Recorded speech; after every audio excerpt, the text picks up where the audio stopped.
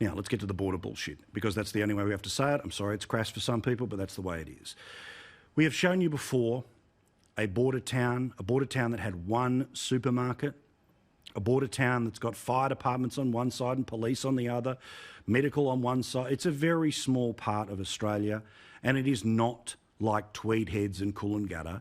It is a place right on the border that sadly lost its one shop, and it lost that one shop a few days ago. But because, of course, we must keep the coronavirus out / win an election, the people of this city have not been able to travel to the nearest shop after the one that they have in their town burnt down, which is in Queensland. Instead, they have to drive all the way to Moree in far western New South Wales to be able to go to the shops. Their mayor is understandably pissed. Stop being so cruel. You know, you're punishing people that do not need to be punished. It's un-Australian is what it is. So please move off your pedestal, open the borders and let business get back to business and let people live their lives. We will talk to Mayor Katrina Humphries in a moment or two's time, live from a town that should be able to go to the shops because it doesn't have any virus. There's not virus for hundreds of kilometres around. But of course, as I said, the border thing is all about politics, and you know that. But there was a little story that not a lot of people saw today, but I'm going to put right in front of your eyes nationally tonight.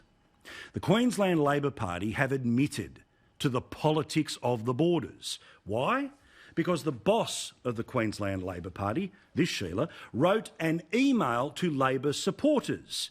The headline, 60 days to keep Queensland borders safe, referring to the October 31 election. I'm reading here from the Brisbane Times.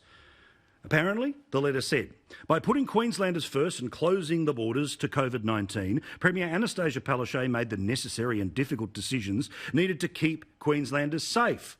We know Deb Frecklington wanted to open our borders because she said so 64 times. Yes, of course, when there was no cases in New South Wales and there was no cases in Queensland.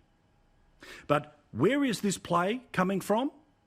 Well, it's coming straight from Western Australia, where the West Australian newspaper outed that the Labor Party have got flyers in the market now talking about borders. If you think this is about the virus, it's not. It is about these weak premiers covering for their states having at least 1% over national average unemployment. Stop rewarding them with praise. These people are telling you you can't see your kids from other parts of the country, that FIFO workers can't see their kids for Father's Day, that parents can't cross a border to be with their sick baby, and people in a country town where their supermarket has burnt down can't go to the nearest shops. In their own words, they are telling you it's all about the election.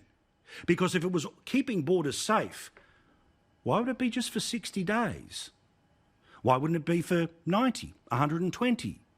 Because, of course, there's only one day that matters.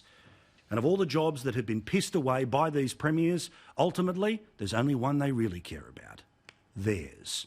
It's time you start thinking, not about them and the wonderful gift of freedom that they've given you, but think about how they are playing you for an idiot.